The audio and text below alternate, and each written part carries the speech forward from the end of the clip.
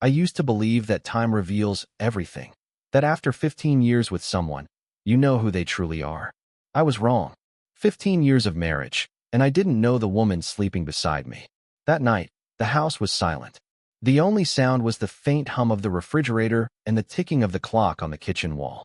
It was almost midnight when I walked downstairs. The air felt heavy, like it knew something I didn't.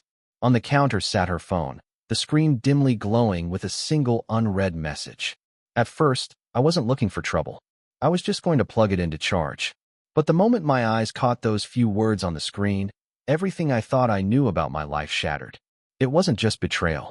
It was a carefully crafted lie that had lasted 15 years, a lie that shaped our home, our memories, even the faces in our family photos. I remember gripping the edge of the counter to steady myself. My hands trembled, not from anger, but from realization, the kind that turns your blood cold. For 15 years, she smiled, cooked dinner, laughed at my jokes, kissed me goodnight, while hiding something deeper than I could have ever imagined. That night, I didn't yell. I didn't confront her. I just stood there, staring at the woman I thought I knew, asleep upstairs, unaware that her entire life was about to collapse before sunrise. Because the truth doesn't stay buried forever. And when it finally comes out, it destroys everything in its path. When people saw us together, they said we were the perfect couple. We met at a friend's wedding 15 years ago. She was sitting alone at a table, quietly smiling while everyone else was laughing too loudly, drinking too much. There was something graceful about her, calm, reserved, almost mysterious. I remember thinking, this is the kind of woman you build a life with. Her name was Emily. She was gentle, soft-spoken, and always seemed to know the right thing to say. I wasn't some hopeless romantic, but when she looked at me, I felt understood, seen in a way I hadn't before. We married within a year. It wasn't a grand ceremony, just close family, a few friends, and a promise we both believed in. I remember her holding my hand during our vows.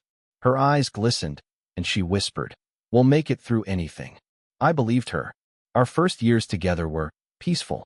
We built our home from scratch, a small 2-story house with white walls and oak floors. On weekends, we'd work in the garden. Plant roses, she said, reminded her of her childhood. At night, we'd sit on the porch, drink coffee, and talk about our future, children, vacations, the kind of life we wanted when we grew old. I trusted her completely. I gave her control of the household finances because she was better at managing things. I never checked her phone, never doubted her reasons for working late or spending weekends visiting her sister. That's what love looked like to me. Faith without question. For years, everything seemed steady. We hosted dinners, went to family gatherings, smiled for photos that still hang on the walls. Looking back now, those pictures feel like a cruel joke. Moments of happiness frozen in time, built on a foundation of lies I couldn't see. There were small things, of course. Moments I brushed off because I didn't want to be the paranoid husband. Sometimes she'd go quiet for no reason, staring off into space during dinner. When I asked if something was wrong, she'd smile and say, "Just tired, that's all." She guarded her phone closely, said she didn't like people going through her personal stuff. I respected that. Everyone deserves privacy, right? But sometimes, that privacy felt like distance. There were days when her affection seemed forced. When I'd reach for her hand, she'd pull away a second too soon. When I'd kiss her goodnight, she'd turn her face ever so slightly. Small, barely noticeable things. Things you ignore when you love someone. I told myself all couples go through phases. I didn't realize ours had lasted 15 years. When our son was born, I thought her eyes looked different, tired, distracted. But motherhood is hard, I told myself. She was just adjusting. We raised him together. Or at least, I thought we did. The years rolled on quietly. Work, school, birthdays, anniversaries. Life blended into routine, comfort, normalcy. If you had asked me a year ago what my marriage was like, I would have said solid. Maybe not perfect, but strong. I used to tell my friends, she's my anchor. I don't know what I'd do without her. And I meant it. But anchors can also drown you. Looking back, I realized the lies weren't sudden, they were layered. Like paint covering cracks in a wall. Every smile, every excuse, every carefully chosen word was part of something bigger. Something she built slowly, piece by piece, while I stood there believing we had everything. There were signs I didn't see, or didn't want to. The unexplained bank transfers. The quiet phone calls that stopped when I walked in. The way she'd spend hours shopping, but come home empty-handed. I used to think trust was strength. Now I know it's blindness when placed in the wrong hands. 15 years. That's a long time to love someone who was never really yours. It started small. Most betrayals do. One evening, I came home earlier than usual. Emily was in the kitchen, quickly ending a call the moment she saw me. She smiled, but her eyes didn't match the smile. I asked, "Who was that?" She replied softly, "Just my sister." I didn't think much of it then, but something in her tone made me pause. Her voice had that trembling hesitation, the kind people use when they build a lie in real time. Over the next few weeks, I started noticing things that never made sense before. Her perfume would linger long after she claimed to be running errands. She started dressing differently, more carefully, as if she were trying to impress someone new. When I asked where she'd been, she'd say shopping or out with coworkers. But the shopping bags were always empty. Then there were the receipts. A folded one in her purse caught my attention one night. It was from a restaurant, a high-end place 2 towns over. 2 meals, 1 bottle of wine. Dinner for 2, not 1. I asked about it casually the next morning. She didn't even blink. "Oh, that was with Claire from work," she said. "Claire," I repeated. "The one who hates wine." She froze for half a second before forcing a laugh. "You remember that?" "Yeah," I said. "I remember everything." After that, the distance grew. She started sleeping with her phone under her pillow. She never used to. When messages came in late at night, she'd turn over, pretending to be asleep, the glow of the screen faintly lighting her face. I didn't confront her. Not yet. I wanted proof, not anger. So I began to watch. Quietly, patiently. One Saturday morning, she told me she was going to visit her sister. I offered to drive her. She smiled politely. "No need. I'll take my car." I kissed her goodbye at the door. But 10 minutes later, instead of turning toward her sister's house, her car went the other way, toward the city. That's when my hands started to shake. I followed her once. Stayed a few cars back.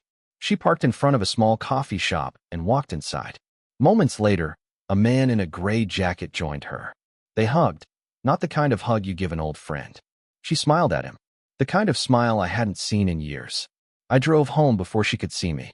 I sat in the driveway for almost an hour, staring at nothing.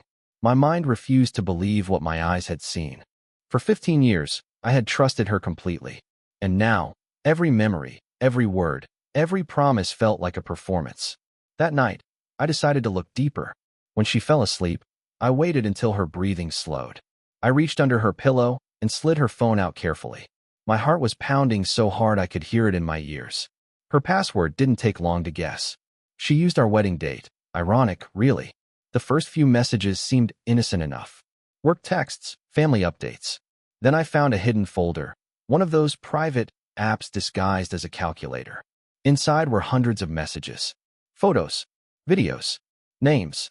And one name appeared again and again. Daniel. Their conversations went back years. It wasn't a recent mistake. It was a second life. They talked about me, about our son, about her regrets. He called her my love.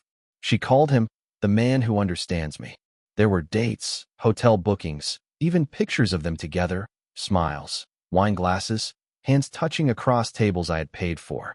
Every image burned into my memory like a scar. At 2:47 a.m., I closed the app and stared at her sleeping face. Peaceful, innocent, as if she hadn't just destroyed everything we built. I could have woken her. I could have shouted, demanded answers. But I didn't. I just stared, memorizing the face of the stranger lying beside me. That night, I realized something far worse than betrayal. It wasn't that she had lied to me. It was that she had gotten comfortable lying. 15 years of deceit had become her normal. As I stood there watching her sleep, one thought repeated in my mind, slow and cold. She doesn't know that I know. The truth came to me on a night that began like any other. Cold wind rattled the windows, and the house was quiet except for the ticking of the clock above the mantel. I had already stopped confronting her about the little lies, the ones she brushed off with smiles and excuses. But deep down I knew. And that night, I needed proof. She had fallen asleep early, or at least she wanted me to think so. Her phone was on the dresser, face down, but the faint light of a notification blinked through the silence. I stared at it for a long time before I picked it up. My hands were steady. My heart wasn't. The lock screen showed a preview. Can't stop thinking about last night. You're amazing. No name. Just a number I didn't recognize. I opened the messages. There were hundreds of them. Pictures, voice notes, plans, all of it stretching back years. She wasn't just cheating. She had built an entire life behind mine. Trips, she said, were with friends were spent with him. Days she called work retreats were lies wrapped in hotel sheets. One message broke me completely. It was dated from 15 years ago, the same year we married. It said, "He's buying me the ring tomorrow. I'll finally be secure." That was the day before I proposed to her. My chest went cold. I kept scrolling, seeing how she used me, how she built her safety net on my back while her heart belonged to someone else. Her entire marriage, her smiles, her tears, all of it was an act. I looked at her sleeping then, peaceful, unaware that the truth had finally caught up to her. Inside me, something broke, but something else woke up. Something calm, sharp, and dangerous. I wasn't going to yell. I wasn't going to cry. She had taken 15 years from me, but I was going to take something she valued more. Her reputation, her comfort, her peace. That night, I turned off the light, slipped her phone back into place, and whispered to myself, "Tomorrow, she'll learn what truth feels like." I did not act on impulse. I could not. 15 years of my life deserved neither a scene nor a scream. It deserved a plan. Cold, precise, unforgiving. First, I collected everything. Quietly, methodically. I copied messages. I saved photos. I copied dates, times, locations. I printed receipts. I made a folder for every lie. I labeled each one. Hotel, June 2018. Dinner, March 2020. Flight, September 2015. Organization made the rage usable. I never touched her phone again. I worked only with what I had. I went through our shared accounts and found irregular charges. There were transfers to unknown names. There were reservations she had said were for work. I requested statements. The bank obliged when I asked as a joint account holder. The paper trail was cleaner than I expected. Next, I documented her absence. I made a log of dates she was not at home. I noted times when she left and returned. I wrote down patterns. Nights, weekends, months. The pattern painted a map of the life she kept from me. Then I consulted a lawyer. I needed someone who understood how to turn proof into leverage. I walked into the office and sat motionless while she, my lawyer, listened. I spoke in small sentences. I told her what I had. She nodded. "We can subpoena records," she said. "We can freeze joint assets. We can protect your child's interest." Her voice was professional. It cooled the part of me that wanted to explode. Legal steps took time. That was fine. Time worked for me now. While paperwork moved, I prepared the public strategy. I did not want vengeance that fell into cheap spectacle. I wanted consequences that lasted. I wanted the people who mattered, family, friends, our community, to see the truth in a way that could not be shrugged off. I created a timeline, not for theatrics, for clarity. I would present facts, not accusations. Facts are harder to deny. I hired a private investigator. I did it because I needed corroboration beyond messages. I wanted neutral witnesses. The investigator followed simple rules: document, record, photograph, legal evidence. He brought back more than I had hoped. Photos of hotel entrances, receipts from restaurants, a pattern of meetings, not just words, proof that matched the messages. When the evidence stack grew heavy, I added one more layer: financial separation. I closed joint credit lines. I moved funds into accounts that required my signature alone. My lawyer filed for temporary orders to prevent asset dissipation. It was clinical. It felt right. But the plan's heart was public exposure, calculated and clean. I would not smear her with angry posts or late-night rants. Instead, I prepared a folder. A clear, concise packet of evidence. Conversations. Dates. Proof. I wanted her friends to see the truth. I wanted the community who praised our marriage to understand what they were praising. I called her sister first. I left a voicemail with no vitriol. I told her I had difficult news and that she should call me. When she did, I spoke calmly. "You deserve to know," I said. "I have evidence. I will share it." Her voice wavered. "Please," she whispered. "If this is true, tell me everything." I did. She thanked me, but did not hang up. She asked for time to process. That was expected. I arranged meetings with people who mattered most. Our parents, a few close friends, a pastor who had known us for years. I handed each of them the packet in person. No drama, no speeches, just the facts. Each face changed. Confusion, denial, hurt. Some refused to believe until they held the proof. Others looked at me as if I were the one who had wronged them for holding the truth. For the wider reach, I prepared a more formal disclosure. Not a social media post. A letter. A short, controlled statement that outlined the facts and included the evidence summary. My lawyer reviewed it. It was unemotional, precise. This is the truth, it said, as supported by documents and corroborated by third parties. That language mattered. The timing was deliberate. I chose a week when our community would notice. A week with gatherings and church meetings. A week when faces would turn and questions would follow. I could have struck sooner. I did not. I wanted the impact to be complete. I rehearsed what I would say in court. I rehearsed what I would say in front of family. I practiced silence. Silence was a weapon I had not counted on. When people expected rage, calm would unsettle them more. There were nights I wanted to stop. Nights when I imagined confronting her on the spot and dragging everything into the open. But I stayed the course. I believed in consequences that could not be erased by tears or apologies. I wanted her actions recorded where they could not be rewritten. Finally, the last piece fell into place. Subpoenas returned records that matched the messages and receipts. Bank statements confirmed transfers. Witnesses corroborated meetings. The puzzle assembled itself into a picture I had dreaded but needed. On the evening before I planned to make everything public, I walked through the house one last time. I touched nothing. I listened to the silence. My son slept upstairs, unaware. That fact, his innocence, made everything heavier. I could not allow emotion to ruin the moment of truth. I slept very little. I rehearsed the sequence in my head. The lawyers, the meetings, the letters, the calls. Everything had to be precise. No room for theatrics. Only facts. Only consequences. When morning came, I would begin. I would hand over the first packets to those closest to us. I would file the legal papers that would protect my child and my future. I would let the truth do what it always does. It would cut through the lies and leave the aftermath exposed. I stood at the window and watched the streetlights blink out as dawn approached. My reflection in the glass looked like a man who had been awake for years. Calm, resolved, ready, because some truths cannot be hidden forever. And tomorrow, the world she had built behind my back would start to fall apart. The day everything collapsed began quietly. She came downstairs wearing the same smile she always used when pretending nothing was wrong. "Morning," she said softly, pouring coffee, as if the world hadn't shifted beneath her feet. She didn't know yet. Not that her phone had been copied. Not that every person who once believed her lies would soon see the truth. By noon, the first calls began. Her sister, then her mother, then a friend from work. The tone of their voices changed as they spoke to her. Polite at first, then cold, then silence. I sat at my desk, watching the storm unfold through the reflection in my laptop screen. I didn't need to raise my voice. The evidence spoke louder than anger ever could. Every message, every photo, every receipt, all of it was laid bare. My lawyer sent her the legal notice shortly after. Divorce, asset freeze, custody motion. Nothing dramatic.